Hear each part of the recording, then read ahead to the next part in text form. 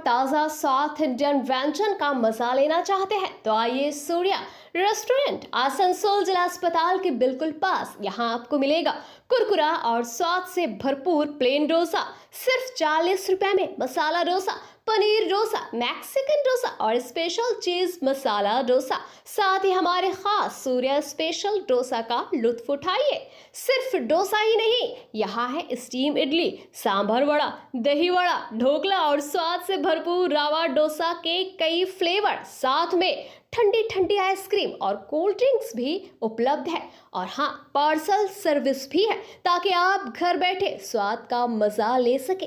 तो देर किस बात की, आज ही पधारे Surya restaurant Asansol district hospital के पास। हमारा वादा है trust in our taste. Order के लिए कॉल करें 8918717033। झारखंड और पश्चिम बंगाल के बीच बहने वाली नदियों में लगातार हो रही बारिश के चलते डीवीसी द्वारा पानी छोड़े जाने पर एक बार फिर राज्य और केंद्र सरकार के बीच टकराव की स्थिति बन गई है। बंगाल सरकार ने आरोप लगाया है कि डीवीसी केंद्र के इशारे पर बिना राज्य सरकार को सूचित किए अचानक बड़ी मात्रा में जल छोड़ रहा है, जिससे राज्य के कई हिस्सों में बाढ़ जैसे हालात पैदा हो गए हैं। इस मुद्दे को लेकर मंगलवार को पश्चिम बंगाल सरकार के कानून मंत्री मलय घटक के नेतृत्व में झारखंड तृणमूल कमेटी के बैनर तले डीवीसी कार्यालय का घेराव किया गया। प्रदर्शनकारियों ने जोरदार नारेबाजी करते हुए डीवीसी प्रबंधन को एक ज्ञापन भी सौंपा, जिसमें भविष्य में बिना राज्य सरकार को सूचित किए जल न छोड़ने की मांग की गई है।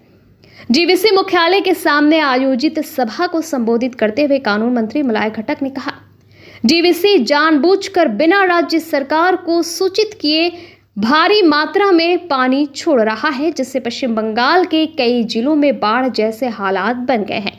गांव के गांव डूब रहे हैं, किसानों की फसलें बर्बाद हो रही है और लोगों के घरों में पानी घुस गया है। ये न सिर्फ प्रशासनिक लापरवाही है बल्कि आम जनता के साथ अन्याय है। मंत्री ने चेतावनी दी कि यदि डीवीसी ने अपनी नीति में बदलाव नहीं किया और राज्य सरकार की बात नहीं मानी तो आने वाले दिनों में और भी बृहद आंदोलन छेड़ा जाएगा। बंगाल सरकार का ये आरोप है कि डीवीसी केंद्र सरकार के अधीन काम करता है और राजनीतिक कारणों से राज्य की उपेक्षा कर रहा है। वहीं सूत्रों के अनुसार डीवीसी का कहना है कि भारी बारिश के कारण डैम की जलधारण क्षमता से अधिक पानी जमा हो गया है, जिससे आपात स्थिति में जल छोड़ना अनिवार्य हो गया था। हालांकि इस तर्क को बंगाल सरकार ने खारिज कर दिया है और कहा है कि डीवीसी को पूर्व सूचना और समन्वय करना चाहिए था ताकि संभावित नुकसान को कम किया जा सके।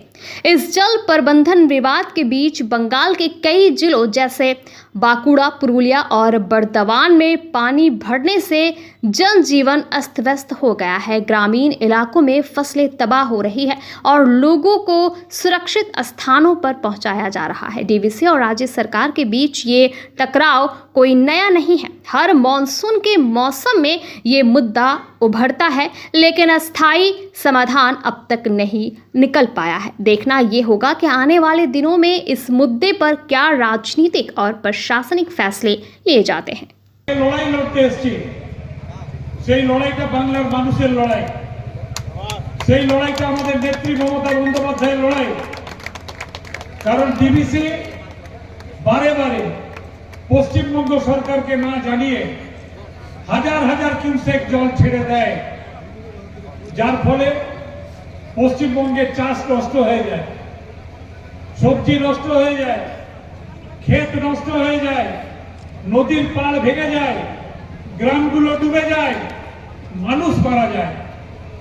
তাই যারা মানুষকে হত্যা করার চক্রান্ত করে, যারা জল ছেড়ে দিয়ে মানুষকে ডুবিয়ে দেওয়ার চক্রান্ত করে, আমাদের লড়াইটা কিন্তু তাদের বিরুদ্ধে।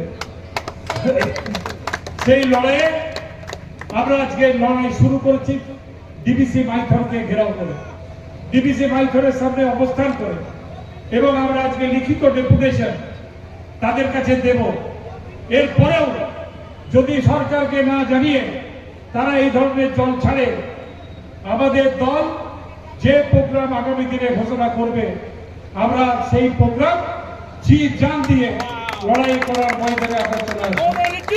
তাই আজকে আমরা যখন এসেছি, আমি জানি ইতিমধ্যে অনেকটা সময় হয়ে গিয়েছে, এখানে প্রচন্ড রোদ, প্রচন্ড তাপ, আপনাদের অনেকের কষ্ট হচ্ছে, কিন্তু তার সত্ত্বেও বলবো যে যাদের জন্য এসেছি, যে মানুষগুলো ডুবে যাচ্ছে তাদের জন্য লড়াই করতে এসেছি, এটা কিন্তু আমাদেরকে খেয়াল রাখতে হবে।